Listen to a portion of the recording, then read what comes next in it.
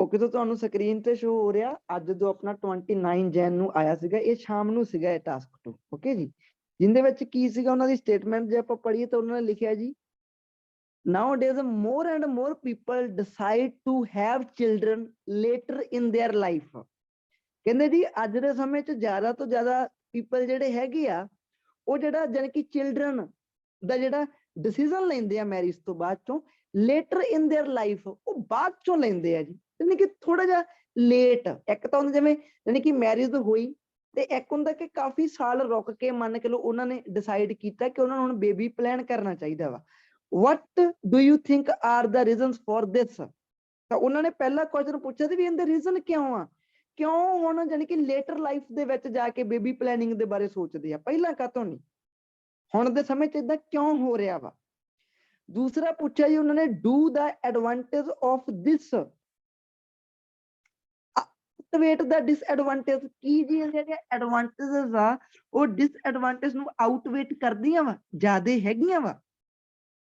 ਤੁਹਾਨੂੰ ਧਿਆਨ ਨਾਲ ਦੇਖਿਓ ਜੀ, ਆਪਣਾ ਕੁਐਸਚਨ ਕਿ ਜ਼ਿਆਦਾ ਤੋਂ ਜ਼ਿਆਦਾ ਲੋਕ ਆ ਜਿਹੜੇ ਹੁਣ ਉਹ ਡਿਸਾਈਡ ਕਰਦੇ ਆ ਕਿ ਬੱਚੇ ਨੂੰ ਪਲਾਨ ਕਰਨਾ ਲੇਟਰ ਇਨ देयर ਲਾਈਫ, ਆਪਣੀ ਲਾਈਫ ਤੋਂ ਬਾਅਦ ਚੋਂ। ਮੰਨ ਕੇ ਲਓ ਮੈਰਿਜ ਨੂੰ 4-5 ਸਾਲ ਹੋ ਗਏ ਜਾਂ 6 ਸਾਲ ਹੋ ਗਏ, ਜਾਨੀ ਕਿ ਸ਼ੁਰੂਆਤ ਵਿੱਚ ਨਹੀਂ ਬਲਕਿ ਬਾਅਦ ਚ ਵਿੱਚ। ਪਹਿਲੇ ਚ ਤਾਂ ਉਹਨਾਂ ਨੇ ਪੁੱਛਿਆ ਜੀ ਰੀਜ਼ਨ, ਕਿ ਰੀਜ਼ਨ ਕੀ ਆ ਇਹਦੇ। ਦੂਸਰੇ ਵਿੱਚ ਉਹਨਾਂ ਨੇ ਪੁੱਛਿਆ ਵੀ ਕੀ ਇਹਦੀਆਂ ਐਡਵਾਂਟੇਜਸ ਆ ਜਿਹੜੀਆਂ ਉਹ ਡਿਸਐਡਵਾਂਟੇਜਸ ਤੋਂ ਜ਼ਿਆਦੇ ਆ ਜੀ।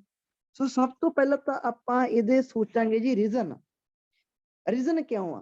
ਹੁਣ ਦੇਖੋ ਉਹ ਕੋਈ ਨਾ ਕੋਈ ਚੰਗੀ ਚੀਜ਼ ਕਰਕੇ ਹੀ ਇਹ ਕੋਈ ਰੀਜ਼ਨ ਹੋਣਗੇ, ਜਾਨੀ ਕਿ ਜੇ ਮੈਂ ਪਹਿਲਾ ਬੀਪੀ ਦੇਖਾਂ ਤਾਂ ਪਹਿਲੇ ਬੀਪੀ ਚ ਲਿਖਣੇ ਮੈਂ ਰੀਜ਼ਨ ਆ, ਬਟ ਉਹ ਇਨਡਾਇਰੈਕਟਲੀ ਹੈ ਬੈਨੀਫਿਟ ਇੱਕ ਹਿਸਾਬ ਦੇ। ਉਹ ਲੇਟਰ ਕਿਉਂ ਕਰਨ ਲੱਗ ਗਏ ਹੁਣ, ਕਿਉਂਕਿ ਕੋਈ ਨਾ ਕੋਈ ਉਹਨਾਂ ਨੂੰ ਫਾਇਦਾ ਦਿਖਦਾ ਉਹਦੇ ਵਿੱਚ। ਮਤਲਬ ਕੀ ਨਿਕਲਿਆ, ਹੈ ਰੀਜ਼ਨ ਆ ਬੀਪੀ 1 ਦੇ ਵਿੱਚ, ਬਟ ਰੀਜ਼ਨ ਹੋਣ ਦੇ ਨਾਲ ਨਾਲ ਐਕਚੁਅਲ ਚ ਹੈ ਫਾਇਦਾ ਹੀ ਆ। ਤਾਂ ਬੀਪੀ 2 ਦੇ ਵਿੱਚ ਉਹਨਾਂ ਨੇ ਮੇਰੇ ਤੋਂ ਪੁੱਛਿਆ ਕਿ ਜੀ ਕੀ ਇਹਦੇ ਫਾਇਦੇ ਇਹਦੇ ਨੁਕਸਾਨ ਤੋਂ ਜ਼ਿਆਦੇ ਆ, ਤਾਂ ਮੈਂ ਉਹਦੇ ਵਿੱਚ ਓਪੀਨੀਅਨ ਦੇ ਦੂੰਗਾ ਜੀ। ਤੇ ਨੁਕਸਾਨ ਵੀ ਮੈਨੂੰ ਲਿਖਣੇ ਪੈਣੇ ਆ ਬੀਪੀ 2 ਦੇ ਵਿੱਚ ਜੀ, ਕਿਉਂਕਿ ਉਹਨਾਂ ਨੇ ਮੇਰੇ ਤੋਂ ਪੁੱਛਿਆ ਵੀ ਕੀ ਫਾਇਦੇ ਨੁਕਸਾਨ ਤੋਂ ਜ਼ਿਆਦੇ ਆ। ਬੀਪੀ 2 ਚ ਮੈਂ ਦੇਖ ਲੂੰਗਾ ਵੀ ਜੇ ਜਾਣੀ ਕਿ ਨੁਕਸਾਨ ਜ਼ਿਆਦੇ ਹੈਗੇ ਆ ਜਾਂ ਨਹੀਂ ਹੈਗੇ, ਉਹ ਚੀਜ਼ਾਂ ਆਪਾਂ ਸਾਰੀਆਂ ਦੇਖ ਲਾਂਗੇ। ਤੇ ਜੇ ਮੈਂ ਬੀਪੀ 1 ਦੀ ਗੱਲ ਕਰਾਂ ਜੀ, ਰੀਜ਼ਨ ਕੀ ਹੈ ਜੀ, ਕਹਿੰਦੇ ਕਿਉਂ ਆਪਣੀ ਲਾਈਫ ਦੇ ਵਿੱਚ ਬਾਅਦ ਚੋਂ ਹੁਣੇ ਪਲੈਨਿੰਗ ਕਰੀ ਜਾਂਦੇ। ਤਾਂ ਜੇ ਆਪਾਂ ਸੋਚੀਏ ਜੀ, ਦੇਖੋ ਪਹਿਲਾ ਰੀਜ਼ਨ ਤਾਂ ਇਹ ਹੋ ਸਕਦਾ, ਦੇਖੋ ਇਹ ਰੀਜ਼ਨ ਕੋਈ ਵੀ ਹੋ ਸਕਦੇ ਆ। ਹੋ ਸਕਦਾ ਮੈਂ ਕੁਝ ਜੀ ਉਹ ਪਹਿਲਾਂ ਇਹ ਸੋਚਦੇ ਹੋਣ ਕਿ ਉਹ ਪਹਿਲਾਂ ਫਾਈਨੈਂਸ਼ੀਅਲੀ ਬਹੁਤ ਰਿਚ ਹੋਣਗੇ, ਬਾਅਦ ਦੇ ਵਿੱਚ ਉਹ ਬੇਬੀ ਦੇ ਲਈ ਪਲੈਨਿੰਗ ਕਰਨਗੇ। ਕਿਉਂਕਿ ਮੈਂ ਕੋ ਦੇਖੋ ਅੱਜ ਦੇ ਸਮੇਂ ਵਿੱਚ ਜੋ ਮਹਿੰਗਾਈ ਵੱਧ ਰਹੀ ਆ, ਉਹਦੇ ਨਾਲ ਮੈਂ ਕੋ ਜੇ ਉਹ ਮੈਰਿਜ ਤੋਂ ਬਾਅਦ ਚੋਂ ਪਹਿਲੀ ਗੱਲ ਤਾਂ ਹਾਲੇ ਉਹ 24 ਜਾਂ 5 ਦੇ ਅਰਾਊਂਡ ਹੋਣਗੇ ਜੀ। ਇੱਕ ਮੈਂ ਕੋ ਮੈਰਿਜ ਦੇ ਉੱਪਰ ਖਰਚਾ ਹੋਇਆ ਉਹਨਾਂ ਦਾ ਬਹੁਤ ਜ਼ਿਆਦਾ, ਤੇ ਹਾਲੇ ਲਾਈਫ ਦੇ ਵਿੱਚ ਉਹ ਪੂਰੀ ਤਰ੍ਹਾਂ ਸਟੈਂਡ ਥੋੜੀ ਹੋਏ ਆ। ਤੇ ਉੱਪਰੋਂ ਜੇ ਉਹਨਾਂ ਨੇ ਬੇਬੀ ਪਲਾਨ ਕਰ ਲਿਆ ਤਾਂ ਉਹਦੇ ਲਈ ਉਹਨਾਂ ਦੇ ਖਰਚੇ ਹੋਰ ਲਾਈਫ 'ਚ ਗਾਂ ਦੀ ਗਾਂ ਵਧਣੇ ਆ। ਸੋ ਪਹਿਲਾ ਰੀਜ਼ਨ ਤਾਂ ਇਹ ਹੈ ਜੀ ਕਿ ਹੋ ਸਕਦਾ ਉਹ ਇਦਾਂ ਸੋਚ ਰਹੇ ਹੋਣ ਕਿ ਅਸੀਂ ਪਹਿਲਾਂ ਫਾਈਨੈਂਸ਼ੀਅਲੀ ਰਿਚ ਹੋਵਾਂਗੇ, ਬਾਅਦ ਦੇ ਵਿੱਚੋਂ ਅਸੀਂ ਬੇਬੀ ਪਲਾਨ ਕਰਾਂਗੇ। ਪਹਿਲਾ ਰੀਜ਼ਨ ਕੀ ਆ ਕਿ ਇੱਕ ਪਰਸਨ ਸਟੈਂਡ ਹੋਣਾ ਚਾਹੁੰਦਾ ਪਹਿਲਾਂ, ਤਾਂ ਕਰਕੇ ਉਹ ਇਹ ਚੀਜ਼ ਨੂੰ ਡਿਲੇ ਕਰ ਦਿੰਦਾ ਵਾ। ਇਹ ਪਹਿਲਾ ਰੀਜ਼ਨ ਹੈ। ਦੂਸਰਾ ਰੀਜ਼ਨ ਦੀ ਗੱਲ ਕਰਾਂ, ਦੂਸਰਾ ਕੀ ਹੋ ਸਕਦਾ ਜੀ, ਦੇਖੋ ਦੂਸਰਾ ਕਈ ਜਿਹੜੇ ਪਰਸਨ ਹੁੰਦੇ ਆ ਨਾ ਦੁਨੀਆ 'ਚ, ਉਹਨਾਂ ਨੂੰ ਲੱਗਦਾ ਨਹੀਂ ਹੁੰਦਾ ਕਿ ਮੈਂ ਇੱਕ ਹਲੇ ਰਿਸਪੌਂਸਿਬਲ ਫਾਦਰ ਬਣ ਸਕੂੰਗਾ, ਜਾਂ ਮਦਰ ਨੂੰ ਲੱਗਦਾ ਹੁੰਦਾ ਕਿ ਮੈਨੂੰ ਨਹੀਂ ਲੱਗਦਾ ਕਿ ਮੈਂ ਹਜੇ ਕੇਅਰਿੰਗ ਜਾਂ ਰਿਸਪੌਂਸਿਬਲ ਬਣ ਸਕੂੰਗੀ। ਮੇਰੇ ਕਹਿਣ ਦਾ ਮਤਲਬ ਉਹ ਮੈਚਿਓਰ ਵੈਸੇ ਜ਼ਰੂਰ ਉਹ 20+ ਹੁੰਦੇ ਆ, ਬਟ ਜੇ ਉਹਨਾਂ ਦੀ ਮੈਂਟੈਲਿਟੀ ਤੋਂ ਦੇਖਿਆ ਜਾਵੇ ਤਾਂ ਹਾਲੇ ਉਹਨਾਂ ਨੇ ਖੁਦ ਲਾਈਫ ਨੂੰ ਪੂਰੀ ਤਰ੍ਹਾਂ ਖੁਦ ਨੂੰ ਅੰਡਰਸਟੈਂਡ ਕੀਤਾ ਹੀ ਨਹੀਂ ਹੁੰਦਾ। ਉਹਨਾਂ ਨੇ ਅਜੇ ਇੱਕ ਦੂਜੇ ਨੂੰ ਅੰਡਰਸਟੈਂਡ ਨਹੀਂ ਕੀਤਾ ਹੁੰਦਾ, ਖੁਦ ਨੂੰ ਅੰਡਰਸਟੈਂਡ ਨਹੀਂ ਕੀਤਾ ਹੁੰਦਾ, ਤੀਸਰੇ ਪਰਸਨ ਨੂੰ ਕਿੱਦਾਂ ਕਰ ਲੈਣਗੇ। ਤਾਂ ਕਈ ਲੋਕੀ ਮੈਂਟਲੀ ਪ੍ਰਿਪੇਅਰ ਨਹੀਂ ਹੁੰਦੇ ਜੀ ਰਿਸਪੌਂਸਿਬਿਲਟੀਜ਼ ਨੂੰ ਚੱਕਣ ਦੇ ਲਈ, ਕੇਅਰਿੰਗ ਫਾਦਰ ਜਾਂ ਕੇਅਰਿੰਗ ਮਦਰ ਬਣਨ ਦੇ ਲਈ। ਇੱਕ ਬੱਚੇ ਦੀ ਸਾਂਭ ਸੰਭਾਲ ਕਿਵੇਂ ਕਰੀਦੀ ਆ ਉਹਨਾਂ ਨੂੰ ਐਕਸਪੀਰੀਅੰਸ ਨਹੀਂ ਹੁੰਦਾ ਹਾਲੇ।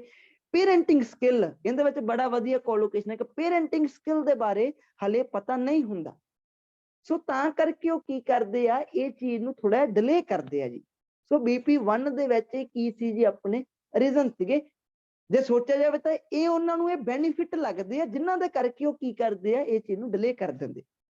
ਬੀਪੀ 2 ਚ ਉਹਨਾਂ ਨੇ ਪੁੱਛਿਆ ਵੀ ਕੀ ਜੀ ਫਾਇਦੇ ਤੋਂ ਜ਼ਿਆਦਾ ਇਹਨਾਂ ਦੇ ਜਿਹੜੀ ਡੂ ਦਾ ਐਡਵਾਂਟੇਜ ਜਿਹੜੀਆਂ ਜਾਣੀ ਕਿ ਟ੍ਰੈਂਡ ਦੀਆਂ ਆਈਆਂ ਉਹ ਡਿਸਐਡਵਾਂਟੇਜ ਨੂੰ ਆਊਟਵੇਟ ਕਰਦੀਆਂ ਜਾਂ ਨਹੀਂ ਕਰਦੀਆਂ, ਓਪੀਨੀਅਨ ਤੁਹਾਡਾ ਕੁਝ ਵੀ ਹੋ ਸਕਦਾ ਜੀ। ਮੈਂ ਕਹਿ ਸਕਦਾ ਜੀ ਕਿ ਹਾਂਜੀ ਮੇਰੇ ਹਿਸਾਬ ਨਾਲ ਫਾਇਦੇ ਜ਼ਿਆਦਾ ਵਾ ਜੀ ਇਹਦੇ ਨੁਕਸਾਨ ਤੋਂ। ਤਾਂ ਮੈਂ ਨਾਲ ਕੰਪੇਅਰ ਕਰਕੇ ਜਿਵੇਂ ਵੀ ਕ੍ਰੀਏਟੀਵਿਟੀ ਹੈਗੀ ਹੈ, ਜਿਵੇਂ ਵੀ ਰਾਈਟਿੰਗ ਸਕਿੱਲ ਤੁਸੀਂ ਉੱਤੇ ਲਿਖਣਾ ਚਾਹੁੰਦਾ ਸੀ ਉਹ ਬੱਚਾ, ਕਹਿ ਸਕਦੇ ਮੇਰੇ ਅਕੋਰਡਿੰਗ ਜੀ ਫਾਇਦਿਆਂ ਦੇ ਨੁਕਸਾਨ ਤੋਂ ਜ਼ਿਆਦਾ ਆ। ਹੁਣ ਇੱਥੇ ਵਰਡਿੰਗ ਮੈਚ ਹੋਊਗੀ ਜੀ, ਵਰਡਿੰਗ ਤਾਂ ਮੈਚ ਆਪੇ ਹੋਣੀ ਹੈ ਕਿਉਂਕਿ ਉਹ ਬੱਚਾ ਕੀ ਹੋਊਗਾ ਕਿ ਜੀ ਉਹ ਫਾਈਨੈਂਸ਼ੀਅਲੀ ਸਟੇਬਲ ਹੋ ਜਾਣਗੇ ਜੀ। ਤਾਂ ਦੇਖੋ ਉੱਪਰਲੇ ਨਾਲ ਮੈਚ ਹੋਈ ਜਾਂਦੀ ਹੈ, ਇਹਨੂੰ ਇੱਥੇ ਵੈਰੀ ਕਰਵਾ ਕੇ ਲਿਖਣਾ ਪੈਣਾ ਜੀ। ਇੱਥੇ ਤੁਹਾਨੂੰ ਸਿਨੋਨਿਮ ਲਿਖਣੇ ਪੈਣੇ ਆ ਜੀ, ਤਾਂ ਕਿ ਮੇਰੇ BP2 ਆ ਜਿਹੜਾ ਉਹ BP1 ਦੇ ਨਾਲ ਕੀ ਨਾ ਹੋਵੇ, ਉਹ ਮੈਚ ਨਾ ਹੋਵੇ ਜੀ। ਇੱਥੇ ਉਹਨਾਂ ਨੇ ਆਪਾਂ ਸੈਕੰਡ ਕੁਐਸਚਨ ਪੁੱਛਿਆ ਵੀ ਕੀ ਐਡਵਾਂਟੇਜਸ ਡਿਸਐਡਵਾਂਟੇਜਸ ਤੋਂ ਜ਼ਿਆਦੇ ਆ, ਤਾਂ ਆਪਣੀ ਮਰਜ਼ੀ ਆਪਾਂ ਕਹਿ ਸਕਦੇ ਹਾਂ ਕਿ ਜੀ ਜ਼ਿਆਦੇ ਆ, ਜਾਂ ਆਪਾਂ ਕਹਿ ਸਕਦੇ ਹਾਂ ਕਿ ਜੀ ਨਹੀਂ ਇਹਦੇ ਡਿਸਐਡਵਾਂਟੇਜ ਦੀ ਐਡਵਾਂਟੇਜ ਤੋਂ ਜ਼ਿਆਦੇ ਆ। ਕਿਵੇਂ ਉਹਨਾਂ ਨੂੰ ਸਾਬਿਤ ਕਰ ਦਾਂਗੇ। ਡਿਸਐਡਵਾਂਟੇਜ ਮੰਨ ਕੇ ਲੋ ਆਪਾਂ ਜੇ ਮੈਂ ਕਹਾਂ ਮੰਨ ਕੇ ਚਲੋ ਆਪਾਂ ਨੂੰ ਉਲਟ ਜਾ ਕੇ ਸੋਚਦੇ ਹਾਂ, ਮੈਂ BP2 ਚ ਕਹਿਣਾ ਚਾਹੁੰਦਾ ਕਿ ਜੀ ਨਹੀਂ ਇਹਦੇ ਡਿਸਐਡਵਾਂਟੇਜ ਜ਼ਿਆਦੇ ਆ, ਐਡਵਾਂਟੇਜ ਸਗੋਂ ਦੀ ਘੱਟ ਆ। ਕਿਵੇਂ ਜੀ, ਉਹ ਹੁਣ ਮੈਨੂੰ ਪੁਆਇੰਟ ਸੋਚਣੇ ਪੈਣੇ। ਇਹਦਾ ਮਤਲਬ ਹੁਣ ਮੈਂ BP2 ਚ ਕੀ ਦੱਸਣਾ ਕਿ ਜੀ ਆਹ ਵਾਲੀਆਂ ਡਿਸਐਡਵਾਂਟੇਜ ਹੋ ਸਕਦੀਆਂ ਵਾ ਉਹਨਾਂ ਨੂੰ। ਉੱਪਰ ਉਹਨਾਂ ਦੇ ਕੀ ਪਏ ਸੀਗੇ ਰੀਜ਼ਨ ਜਿਹਦੇ ਕਰਕੇ ਉਹ ਇਹ ਚੀਜ਼ ਨੂੰ ਡਿਲੇ ਕਰ ਰਹੇ ਆ, ਨੀਚੇ ਮੈਂ ਕੀ ਲਿਖਣ ਲੱਗਾ ਕਿ ਜੀ ਇਹਦੀਆਂ ਆਹ ਵਾਲੀਆਂ ਡਿਸਐਡਵਾਂਟੇਜ ਹੋ ਸਕਦੀਆਂ ਵਾ, ਨਾਲ ਕੰਪੇਅਰ ਕਰਕੇ ਦੱਸੂਗਾ ਜੀ ਉਹਨਾਂ ਨੂੰ। ਠੀਕ ਹੈ ਜੀ, ਤਾਂ ਮੰਨ ਕੇ ਲੋ ਡਿਸਐਡਵਾਂਟੇਜ ਕੀ ਹੋ ਸਕਦੀਆਂ ਜੀ। ਡਿਸਐਡਵਾਂਟੇਜ ਜਾਂ ਜੇ ਤੁਸੀਂ ਐਡਵਾਂਟੇਜ ਸੋਚਣੀ ਚਾਹੋ ਤਾਂ ਐਡਵਾਂਟੇਜ ਵੀ ਹੋ ਸਕਦੀਆਂ। ਡਿਸਐਡਵਾਂਟੇਜ ਦਾ ਮੈਂ ਜੇ ਚਲੋ ਜੇ ਆਪਾਂ ਸ਼ੁਰੂ ਕਰ ਹੀ ਲਿਆ ਤਾਂ ਡਿਸਐਡਵਾਂਟੇਜ ਸੋਚਾਂਗੇ ਉਹਨੇ ਦੀ, ਤਾਂ ਡਿਸਐਡਵਾਂਟੇਜ ਹਾਂਜੀ ਬਿਲਕੁਲ ਮੈਂ ਕੋਈ ਡਿਸਐਡਵਾਂਟੇਜ ਦੀ ਇਹ ਹੋ ਸਕਦੀ ਆ, ਇੱਕ ਤਾਂ ਕਿ ਜੇ ਕੋਈ ਉਹ ਮੰਨ ਕੇ ਲੋ ਜਾਨੀ ਕਿ ਲੇਟਰ ਲਾਈਫ ਦੇ ਵਿੱਚ ਪਲਾਨ ਕਰ ਰਿਹਾ ਇਹ ਚੀਜ਼, ਤਾਂ ਪਹਿਲੀ ਗੱਲ ਤਾਂ ਜੀ ਉਹ ਫਿਰ ਖੁਦ ਹੀ ਉਹ 30+ ਹੋ ਜਾਂਦੇ ਆ ਜੀ। ਇਹਦੇ ਨਾਲ ਕੀ ਹੁੰਦਾ, ਜਦੋਂ ਨੂੰ ਉਹਨਾਂ ਦਾ ਬੱਚਾ ਜਿਹੜਾ ਵੱਡਾ ਹੁੰਦਾ ਵਾ, ਜਦੋਂ ਨੂੰ ਉਹਨਾਂ ਦਾ ਬੱਚਾ ਕਿ ਟੀਨ ਬਣਦਾ ਵਾ, ਹੁਣੀ ਵਰਡ ਪੜ੍ਹ ਕੇ ਆਏ ਰੀਡਿੰਗ ਚ ਟੀਨ, ਜਦੋਂ ਟੀਨ ਲਾਈਫ ਚ ਐਂਟਰੀ ਕਰਦਾ ਵਾ ਉਦੋਂ ਤੱਕ ਪੇਰੈਂਟਸ 50+ ਦੇ ਹੋ ਚੁੱਕੇ ਹੁੰਦੇ ਆ ਜੀ। ਜਦੋਂ ਬੱਚਾ 19 ਸਾਲ ਦਾ ਹੋਊਗਾ, 18-19 ਸਾਲ ਦਾ, ਤਾਂ ਪੇਰੈਂਟਸ ਤਾਂ ਕਾਫੀ ਜ਼ਿਆਦਾ ਉਮਰ ਦੇ ਹੋ ਗਏ ਜੀ। ਤਾਂ ਮੈਂ ਕੁਝ ਜੀ ਉਹਨਾਂ ਦੇ ਵਿੱਚ ਫਿਰ ਜੋ ਜਾਨੀ ਕਿ ਇਕੱਠੇ ਰਹਿਣ ਦਾ ਸਪੈਮ ਆ ਨਾ, ਜੋ ਟਾਈਮ ਆ, ਉਹ ਉਹਨਾਂ ਨੂੰ ਘੱਟ ਮਿਲਦਾ ਵਾ ਜੀ। ਫਿਰ ਮੈਂ ਕੁਝ ਜਿਵੇਂ ਸੁਸਾਇਟੀ 'ਚ ਆਪਾਂ ਦੇਖਦੇ ਹਾਂ ਕਿ ਕਈ ਪੇਰੈਂਟਸ ਜਿਹੜੇ ਹੁੰਦੇ ਆ ਉਹ ਖੁਦ 40+ ਹੁੰਦੇ ਆ, ਤੇ ਉਹਨਾਂ ਦੇ ਬੱਚੇ ਹਾਲੇ ਸਕੂਲਿੰਗ 'ਚ ਹੁੰਦੇ ਆ ਜੀ, ਕਾਲਜ 'ਚ ਹੁੰਦੇ ਆ। ਤਾਂ ਮੈਂ ਕੁਝ ਉਹਨਾਂ ਦੀ ਜੋ ਜਾਨੀ ਕਿ ਮੈਰਿਜ ਤੱਕ ਜਾਂ ਜਦੋਂ ਉਹ ਲਾਈਫ ਦੇ ਵਿੱਚ ਉਹਨਾਂ ਦੀ ਮੈਰਿਜ ਵਗੈਰਾ ਕਰਦੇ, ਉਹ ਖੁਦ ਫਿਜ਼ੀਕਲੀ ਹੈਲਦੀ ਨਹੀਂ ਹੁੰਦੇ ਜੀ। ਦੂਸਰੇ ਪਾਸੇ ਕਈ ਲੋਕਾਂ ਨੂੰ ਦੇਖਿਆ ਜਾਵੇ, ਉਹ ਜਿਵੇਂ ਅਰਾਊਂਡ 24-25 ਦੇ ਅਰਾਊਂਡ ਯਾਨੀ ਕਿ ਬੇਬੀ ਪਲਾਨ ਕਰਦੇ ਆ, ਜਦੋਂ ਨੂੰ ਉਹਨਾਂ ਬੱਚਿਆਂ ਦੀ ਮੈਰਿਜ ਵੀ ਹੁੰਦੀ, ਉਹ ਵੱਡੇ ਵੀ ਹੁੰਦੇ ਆ, ਤਾਂ ਉਹ ਖੁਦ ਵੀ ਯੰਗ ਹੁੰਦੇ ਆ, ਖੁਦ ਵੀ ਉਹ 35 ਦੇ ਹੁੰਦੇ ਆ, ਹਾਲੇ 38-39, ਤਾਂ ਉਹਨਾਂ ਨੂੰ ਇਕੱਠਿਆਂ ਰਹਿਣ ਦਾ ਚਾਂਸ ਜਾਂ ਟਾਈਮ ਜ਼ਿਆਦਾ ਮਿਲਦਾ ਜੀ। ਬਾਕੀ ਚਲੋ ਕਿਸਮਤ ਦੀਆਂ ਗੱਲਾਂ ਹੁੰਦੀਆਂ, ਬਟ ਜੋ ਜੰਮਦੇ ਆ ਉਹਨਾਂ ਨੂੰ ਜ਼ਿਆਦਾ ਮਿਲਦਾ ਜੀ ਉਹਨਾਂ ਨੂੰ। ਠੀਕ ਹੈ ਜੀ, ਇਹ ਵਾਲੀ ਚੀਜ਼ ਇੱਕ ਪੁਆਇੰਟ ਮੇਰਾ ਹੋ ਸਕਦਾ ਜੀ, ਕਿ ਜੇ ਉਹ ਲੇਟਰ ਲਾਈਫ 'ਚ ਪਲਾਨ ਕਰਦੇ ਆ ਤਾਂ ਉਹ ਖੁਦ ਫਿਰ 올ਡ ਬਹੁਤ ਜ਼ਿਆਦਾ ਹੋ ਜਾਂਦੇ ਆ ਜਦੋਂ ਨੂੰ ਉਹਨਾਂ ਦੇ ਬੱਚੇ ਵੱਡੇ ਹੁੰਦੇ ਆ ਜੀ। ਅੱਛਾ, ਦੂਸਰਾ ਇਹਨੂੰ ਮੇਰੇ ਮਾਈਂਡ 'ਚ ਇੱਕ ਸਟ੍ਰਾਈਕ ਹੋਇਆ ਪੁਆਇੰਟ, ਮੈਡੀਕਲ ਫੀਲਡ ਦੇ ਵਿੱਚ ਆਪਾਂ ਲੈ ਕੇ ਜਾ ਸਕਦੇ ਹਾਂ ਜੀ। ਮੈਡੀਕਲ ਫੀਲਡ ਦੇ ਵਿੱਚ ਜਿਵੇਂ ਮੈਡੀਕਲ ਸਾਇੰਸ ਨੇ ਇਹ ਪ੍ਰੂਵ ਕੀਤਾ ਵਾ ਕਿ ਜੋ ਇੱਕ ਯੰਗ ਪਰਸਨ ਹੁੰਦਾ ਵਾ, ਉਹ ਇਹਦੇ ਵਿੱਚ ਕਾਫੀ ਜ਼ਿਆਦਾ ਆਪਾਂ ਕਹਦੇ ਕਿ ਹਾਲੇ ਹੈਲਦੀ ਬੋਡੀ ਹੁੰਦੀ ਆ ਉਹਦੀ। ਜੇ ਆਪਾਂ ਫੀਮੇਲ ਜਾਂ ਮੇਲ ਦੋਨਾਂ ਨੂੰ ਦੇਖਿਆ ਜਾਵੇ ਤਾਂ 30 ਤੋਂ ਪਹਿਲਾਂ ਉਹਨਾਂ ਦੀ ਬੋਡੀ ਹੈਲਦੀ ਆ, ਰੀਪਰੋਡਕਸ਼ਨ ਦੇ ਲਈ ਉਹਨਾਂ ਨੂੰ ਕੋਈ ਦਿੱਕਤ ਨਹੀਂ ਆਉਂਦੀ ਗੀ। ਲੇਟਰ ਲਾਈਫ ਦੇ ਵਿੱਚ ਜਾ ਕੇ ਅਕੋਰਡਿੰਗ ਟੂ ਮੈਡੀਕਲ ਸਾਇੰਸ ਕਾਫੀ ਜ਼ਿਆਦਾ ਪ੍ਰੋਬਲਮਸ ਕ੍ਰੀਏਟ ਹੋ ਸਕਦੀਆਂ। ਤਾਂ ਏਦਾਂ ਇੱਕ ਸਭ ਤੋਂ ਵੱਡਾ ਡਰਾਬੈਕ ਹੋ ਸਕਦਾ ਵਾ ਕਿ ਕਈ ਵਾਰੀ ਕੋਈ ਮਦਰ ਜਾਂ ਕੋਈ ਫਾਦਰ, ਕੋਈ ਮੇਲ ਜਾਂ ਕੋਈ ਫੀਮੇਲ, ਉਹ ਹੋ ਸਕਦਾ ਕਿ ਸ਼ਾਇਦ ਉਹ ਪੇਰੈਂਟਸ ਨਾ ਬਣ ਸਕੇ, ਕਿਉਂਕਿ ਮੈਡੀਕਲ ਸਾਇੰਸ ਕੀ ਕਹਿੰਦੀ ਹੈ ਕਿ ਜ਼ਿਆਦਾਤਰ ਲੋਕ ਜਿਹੜੇ ਪੇਰੈਂਟਸ ਨਹੀਂ ਬਣ ਸਕਦੇ ਹੁੰਦੇ, ਤਾਂ ਉਹ ਕੀ ਆ, ਉਹ ਡਿਸਾਈਡ ਲੇਟਰ ਕਰਦੇ ਆ, ਬਾਅਦ ਤੋਂ ਵਿੱਚੋਂ ਮੈਡੀਕਲ ਸਾਇੰਸ ਦੇ ਅਕੋਰਡਿੰਗ ਕਾਫੀ ਪ੍ਰੋਬਲਮਸ ਕ੍ਰੀਏਟ ਹੋ ਜਾਂਦੀਆਂ ਬੋਡੀ ਨੂੰ ਲੈ ਕੇ। ਏਦਾਂ ਦਾ ਤੁਸੀਂ ਇਹ ਦੂਸਰਾ ਪੁਆਇੰਟ ਲਿਖ ਸਕਦੇ ਸੀ, ਇਹ ਸਭ ਤੋਂ ਵੱਡੀਆਂ ਇਹਦੀਆਂ ਡਰਾਬੈਕਸ ਆ। ਸੋ BP1 ਦੇ ਵਿੱਚ ਕੀ ਕਿਹਾ ਜੀ, ਰੀਜ਼ਨ ਲਿਖੇ। BP2 ਦੇ ਵਿੱਚ ਕੀ ਕਿਹਾ ਜੀ, ਕਿ ਮੈਨੂੰ ਲੱਗਦਾ ਵਾ ਕਿ ਡਿਸਐਡਵਾਂਟੇਜ ਐਡਵਾਂਟੇਜ ਦੇ ਨਾਲੋਂ ਜ਼ਿਆਦਾ ਹੈ ਜੀ। ਐਡਵਾਂਟੇਜ ਜਿਹੜੇ ਉੱਪਰਲੇ ਹੈ ਉਹ ਰੀਜ਼ਨ ਆ, ਬਟ ਉਹ ਇੱਕ ਹਿਸਾਬ ਦੇ ਉਹਨਾਂ ਨੂੰ ਤਾਂ ਫਾਇਦੇ ਹੀ ਲੱਗ ਰਹੇ ਆ ਨਾ। ਤੇ BP2 ਦੇ ਵਿੱਚ ਕੀ ਆ ਗਿਆ ਜੀ, ਇਹਦੇ ਡਿਸਐਡਵਾਂਟੇਜ ਜੀ। ਓਪੀਨੀਅਨ ਕੀ ਦੋਗੇ ਜੀ, ਓਪੀਨੀਅਨ ਤੁਸੀਂ ਇਹੀ ਦੋਗੇ ਮੇਰੇ ਅਕੋਰਡਿੰਗ ਇਹਦੇ ਡਿਸਐਡਵਾਂਟੇਜ ਜ਼ਿਆਦਾ ਹੈ ਐਡਵਾਂਟੇਜ। ਐਡਵਾਂਟੇਜ ਕੀ ਹੋ ਸਕਦੇ ਆ, ਲੈਂਗੁਏਜ ਵੈਰੀ ਕਰਾਉਣੀ ਪੈਣੀ ਹੈ ਜੀ, ਉਹਨਾਂ ਨੂੰ ਕਹਿਣਾ ਪੈਣਾ ਕਿ ਜੀ ਐਡਵਾਂਟੇਜ ਦੇ ਇਹ ਆ ਕਿ ਜੀ ਉਹ ਆਪਣੇ ਜੋ ਬੱਚਾ ਵਾ ਉਹਨਾਂ ਦਾ ਜੇ ਫਿਊਚਰ ਚ ਹੋਣ ਵਾਲਾ, ਉਹਦੇ ਲਈ ਪਹਿਲਾਂ ਹੀ ਰਿਸੋਰਸਸ ਜੋੜ ਸਕਦੇ ਆ ਸਾਰੇ। ਫੋਰ ਐਗਜ਼ਾਮਪਲ ਉਹਦੀ college fees, university fees, marriage ਦਾ ਖਰਚਾ, ਜੋ ਵੀ ਉਹਨੂੰ ਉਹਦੇ ਵਾਸਤੇ ਪਹਿਲਾਂ ਹੀ ਸੇਵਿੰਗ ਕਰ ਸਕਦੇ ਆ। ਠੀਕ ਹੈ ਜੀ, ਤੁਸੀਂ ਕੋਈ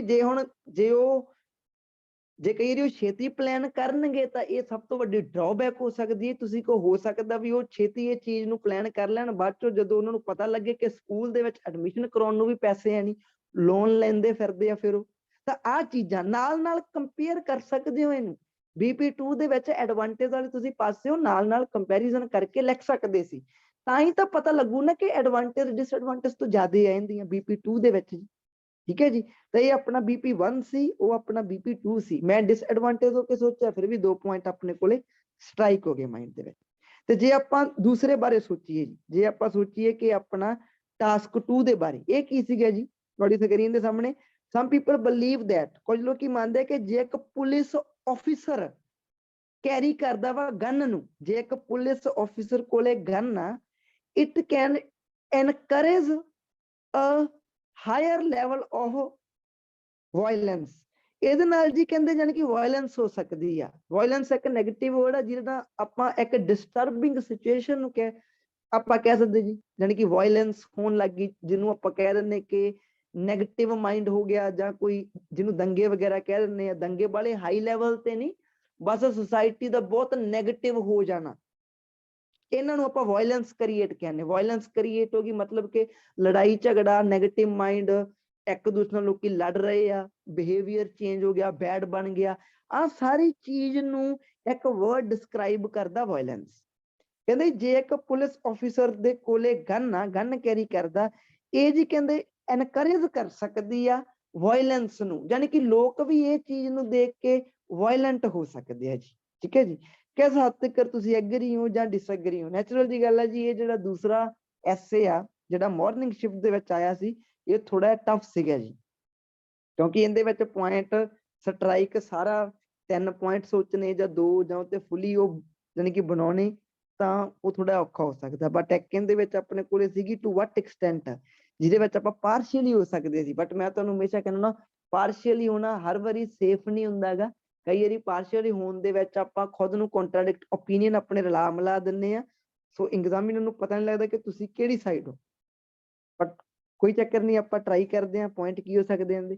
ਤਾਂ ਇਹਨਾਂ ਨੇ ਕਿਹਾ ਜੀ, ਕੋਈ ਲੋਕੀ ਬਲੀਵ ਕਰਦੇ ਆ ਕਿ ਪੁਲਿਸ ਆਫੀਸਰ ਆ ਜਿਹੜਾ, ਜੇ ਉਹਦੇ ਕੋਲੇ ਗਨ ਆ ਤਾਂ ਇਹ ਚੀਜ਼ ਵਾਇਲੈਂਸ ਨੂੰ ਕ੍ਰੀਏਟ ਕਰ ਸਕਦੀ ਹੈ ਜੀ। ਕਿਸ ਹੱਦ ਤੱਕ ਤੁਸੀਂ ਐਗਰੀ ਹੋ ਜਾਂ ਤੁਸੀਂ ਡਿਸਐਗਰੀ ਹੋ ਜੀ। ਓਕੇ ਜੀ, ਇੱਕ ਵਾਰੀ ਫੇਰ ਸਟੇਟਮੈਂਟ ਪੜੂੰਗਾ। ਕੋਈ ਲੋਕੀ ਬਲੀਵ ਕਰਦੇ ਆ ਜੇ ਪੁਲਿਸ ਆਫੀਸਰ ਦੇ ਕੋਲੇ ਗਨ ਆ ਤਾਂ ਇਹ ਚੀਜ਼ ਵਾਇਲੈਂਸ ਨੂੰ ਜਨਮ ਦੇ ਸਕਦੀ ਆ। ਤੁਸੀਂ ਕਿਸ ਹੱਦ ਤੱਕ ਐਗਰੀ ਹੋ ਜਾਂ ਡਿਸਐਗਰੀ ਹੋ। ਤਾਂ ਪਹਿਲੀ ਗੱਲ ਤਾਂ ਜੇ ਮੈਂ ਸੋਚਾਂ ਸਿੱਧਾ ਹੀ ਇੱਕ ਜਿਹੜੀ ਤੁਹਾਡੇ ਮਾਈਂਡ ਦੇ ਵਿੱਚ ਵੀ ਚੀਜ਼ ਆਈ ਹੋਊਗੀ ਕਿ ਮੈਂ ਇਹਦੇ ਨਾਲ ਡਿਸਐਗਰੀ ਹਾਂ ਜੀ। ਕਿਉਂ? ਹੁਣ ਮੈਂ ਇਹ ਪ੍ਰੂਵ ਕਰਨਾ ਵਾ ਜੀ, ਨੈਚੁਰਲ ਜੀ ਗੱਲ ਆ, ਮੈਨੂੰ 2 ਤੋਂ 3 ਪੁਆਇੰਟ ਸੋਚਣੇ ਪੈਣੇ ਜਿਹੜੇ ਪ੍ਰੂਵ ਕਰਦੇ ਆ ਜੀ ਇਹਨੂੰ। ਠੀਕ ਹੈ ਜੀ, ਤਾਂ ਮੈਂ ਪਹਿਲਾਂ ਆ ਵਰਡ ਤੇ ਨੋਟ ਕਰ ਲੱਗਾ, ਇਹ ਤੇ ਧਿਆਨ ਲਾਉਣਾ ਕਿ ਪੁਲਿਸ ਆਫੀਸਰ ਨੂੰ ਜੇ ਮੈਂ ਦੇਖਾਂ ਤਾਂ ਇਹ ਇੱਕ ਪੋਜ਼ਿਟਿਵਿਟੀ ਦਾ ਸਾਈਨ ਹੁੰਦਾ ਜੀ। ਪੁਲਿਸ ਦੀ ਡਿਊਟੀ ਕੀ ਹੁੰਦੀ ਹੈ ਜੀ, ਕਿ ਆਪਣੇ ਇਲਾਕੇ ਨੂੰ, ਏਰੀਏ ਨੂੰ, ਸਟੇਟ ਨੂੰ ਜਾਂ ਕੰਟਰੀ ਨੂੰ ਕਾਮ ਬਈ ਪੂਰਾ ਸ਼ਾਂਤ ਬਣਾ ਕੇ ਰੱਖਣਾ। ਬਈ ਉਹਦੇ ਵਿੱਚ ਮੈਂ ਕੁਝ ਜੀ, ਮੇਰਾ ਪਹਿਲਾ ਪੁਆਇੰਟ ਇਹ ਆ, ਮੈਂ ਕਿਹਾ ਜੀ ਮੈਂ ਫੁੱਲੀ ਡਿਸਐਗਰੀ ਹਾਂ।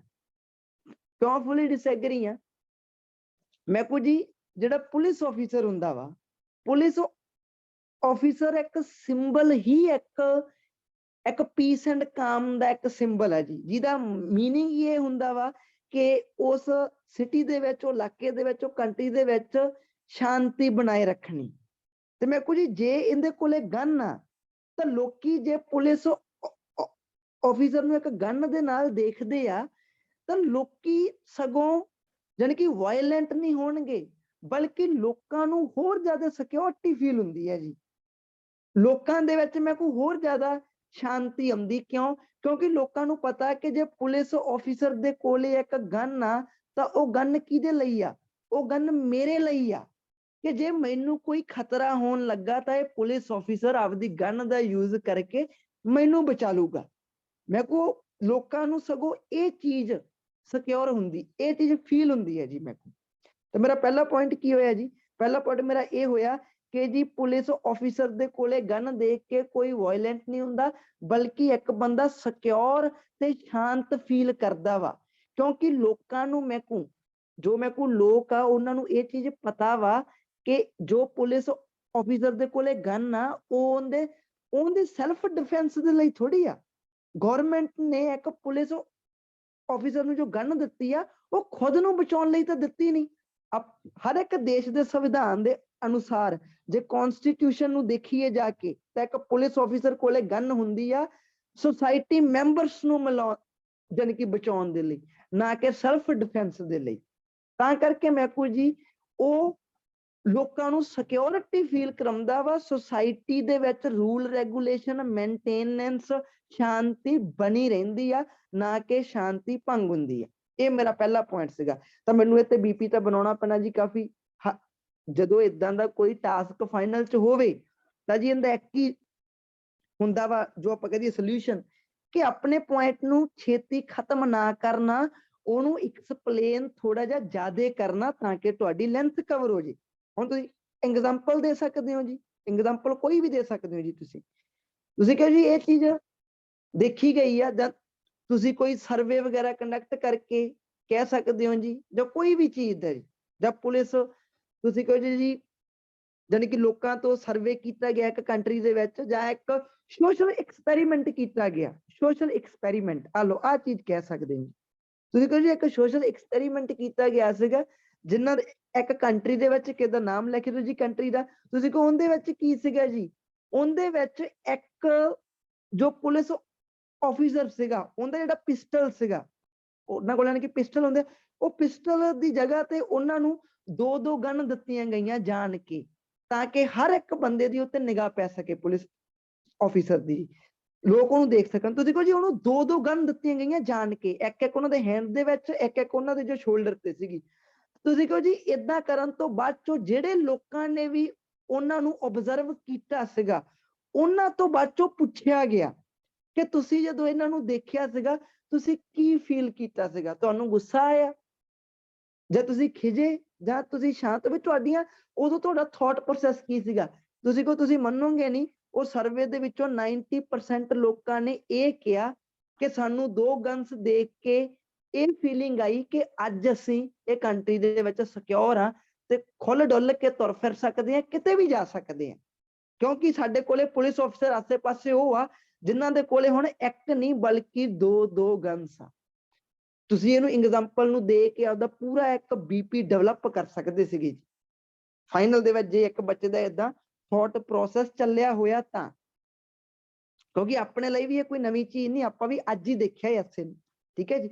ਤਾਂ ਅਗਲਾ ਪੁਆਇੰਟ BP1 ਪੂਰਾ ਡਿਵੈਲਪ ਹੋ ਗਿਆ ਕਿ ਇੱਕ ਪੁਲਿਸ ਆਫੀਸਰ ਦੇ ਕੋਲੇ ਗਨ ਹੋਣਾ ਵਾਇਲੈਂਸ ਕ੍ਰੀਏਟ ਨਹੀਂ ਕਰਦਾ, ਬਲਕਿ ਉੱਥੇ ਲੋਕੀ ਸਿਕਿਉਰ ਫੀਲ ਕਰਦੇ ਆ, ਸ਼ਾਂਤ ਫੀਲ ਕਰਦੇ ਆ, ਪੋਜ਼ਿਟਿਵ ਹੁੰਦੇ ਆ, ਸਗੋਂ ਲੋਕ ਨੈਗੇਟਿਵ ਨਹੀਂ ਹੁੰਦੇ।